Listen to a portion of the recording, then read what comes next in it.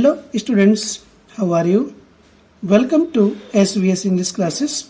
We are here to study the poem The Trees, composed by Adrian rich. Adrian rich का पूरा नाम है students Adrian Cecil rich.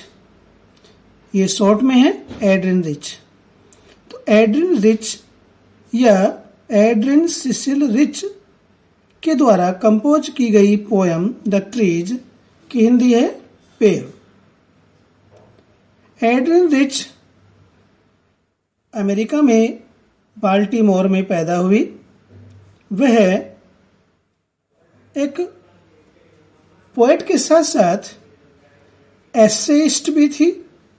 Essayist कहते हैं निबंधकार को, निबंध लिखने वाले को. और उसके साथ साथ वह एक फेमिनिस्ट भी थी. फेमिनिस्ट कहते हैं महिलाओं के अधिकार के लिए लड़ने वाली महिला. तो इस प्रकार से एड्रिन रिच एक पोएट के साथ साथ एसेइस्ट और फेमिनिस्ट भी थी. वह उग्र स्वभाव की सुधारवादी थी. ट्रीज नाम की इस पोयम में एड्रिन रिच हमें प्रकृति और मानव के बीच में जो विरोध है, संघर्ष है, टकराव है, उसके बारे में इस पोएम के माध्यम से हमें बताना चाहती है. तो इस वीडियो में हम आपको जो है सेंट्रल आइडिया एक्सप्लेन करने जा रहे हैं और ये बताने जा रहे हैं कि सेंट्रल आइडिया में एड्रिन रिच हम पाठकों को क्या संदेश देना चाहती है, उसके बारे में आओ चर्चा करते हैं. सेंट्रल आइडिया शुरू करते हैं.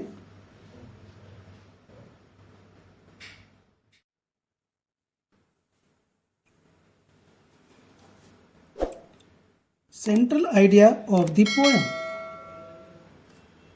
पोएम का सेंट्रल आइडिया, जिसे हम केंद्रीय विचार या मुख्य सार, मुख्य भावार्थ भी कह सकते हैं.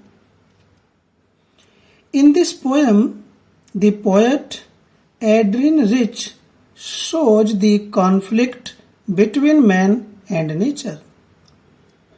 इन दिस पोएम, इस पोएम में, इस कविता में, the poet Adrian rich, poet Adrian rich shows दर्शाती है, प्रदर्शित करती है या दिखाती है. द कॉन्फ्लिक्ट संघर्ष, विरोध या टकराव, बिटवीन बीच में, मैन एंड नेचर मानव और प्रकृति के बीच में. इस पोयम में पोएट एड्रिन रिच मनुष्य और प्रकृति के बीच टकराव को दर्शाती हैं, प्रकट करती हैं. Here a message is given by her that a few trees in our homes cannot be called nature. Here यहाँ पर a message, एक संदेश, इज गिवन दिया जाता है बाय हर, उनके द्वारा, एड्रिन रिच के द्वारा एक यहाँ संदेश दिया जाता है. क्या? दैट ए फ्यू ट्रीज, कि थोड़े से पेड़, कुछ ही पेड़, इन आवर होम्स, हमारे घर में थोड़े से पेड़ खड़े हुए हों तो can not be called nature, अपने घर में खड़े हुए थोड़े से पेड़ों को प्रकृति नहीं कहा जा सकता है. जैसे कि हम अपने घर के अंदर 2-4 पेड़ लगा लेते हैं, कुछ प्लांट्स लगा लेते हैं, तो एड्रिन रिच के द्वारा उसे प्रकृति, नेचर नहीं कहा जा सकता है. The real nature is outside in the jungle और on the mountains that man has already damaged a lot. The real nature, वास्तविक प्रकृति, इज आउटसाइड, बाहर है, घर से बाहर है. इन द जंगल, वन में, जंगलों में है प्रकृति वास्तविक, घर से बाहर. और या ऑन द माउंटेन्स या उन पर्वतों पर है। That man has already damaged a lot. That जिन्हें मैन हैज ऑलरेडी मीन्स पहले ही, डैमेज्ड नष्ट कर दिया है, अलॉट बहुत अधिक। वास्तविक प्रकृति तो बाहर है, उन जंगलों में या उन पर्वतों पर जिन्हें मनुष्य ने या मानव ने पहले ही बहुत अधिक क्षति पहुंचाई है, बहुत अधिक नुकसान दिया है, बहुत अधिक नष्ट किया है। जिन पर्वतों को या जंगलों को, उसमें ही वास्तविक प्रकृति नेचर विद्यमान है। घर के अंदर 2-4 पेड़ों को हम प्रकृति नहीं कह सकते।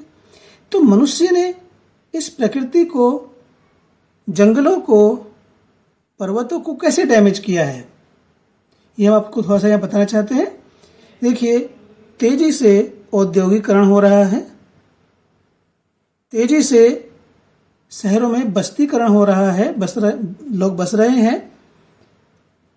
जब खेती की जमीन कम हो रही है तो वनों को काटा जा रहा है, वहाँ खेती के लिए जमीन बनाई जा रही है, रहने के लिए आवास बनाए जा रहे हैं। तो इस प्रकार से मनुष्य ने पहले ही जंगलों को या पर्वतों को नष्ट कर दिया है, ठीक है, जहां पर वास्तविक प्रकृति विद्यमान होती है। It is almost irreparable loss. यह प्राय, ऑलमोस्ट प्राय, इर्रेपरेबल मीन्स अपूरणीय, लॉस मीन्स क्षति या हानि है। यह अपूरणीय हानि है, क्षति है। अर्थात मानव ने जंगलों को नष्ट कर दिया है, पर्वतों को नष्ट कर दिया है, जिनका किसी भी प्रकार से कोई सुधार नहीं कह सकता, जिसका कोई समाधान नहीं है। आओ फिर से एक बार देख लेते हैं इस पोएम को शुरू से, सेंट्रल आइडिया को। In this poem the poet Adrian rich shows the conflict between man and nature. इस पोएम में, इस कविता में कवयित्री एड्रिन रिच ने मानव और प्रकृति के मध्य टकराव को, विरोध को प्रदर्शित करती है। Here a message is given by her. यहाँ पर उनके द्वारा एक मैसेज दिया गया है, एक संदेश दिया गया है।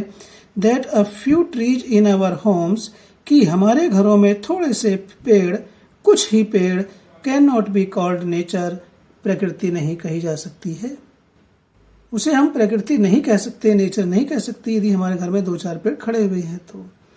The real nature is outside in the jungle.